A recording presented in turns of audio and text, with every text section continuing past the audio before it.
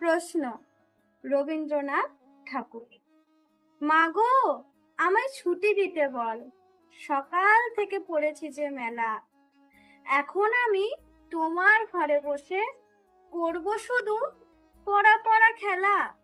তুমি বলছো দুপুর এখন সবে, না হয় যেন সত্যি হলো তাই। একদিনও কি দুপুরবেলা হলে বিকেল হলো মনে করতে নাই? আমি তো বেশ ভাবতে পারি মনে, সূর্যি ডুবে গেছে মাঠের শেষে। বাগদি বুড়ি চুপড়ি করে লিখে শাক তুলেছে পুকুর ধারে এসে।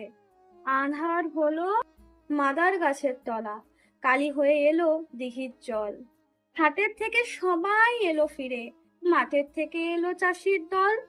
মনে করো না উঠলো সাজের তারা, মনে করো না সন্ধে হলো যেন। রাতের বেলা দুপুর যদি হয়, দুপুর বেলা রাত হবে না কেন?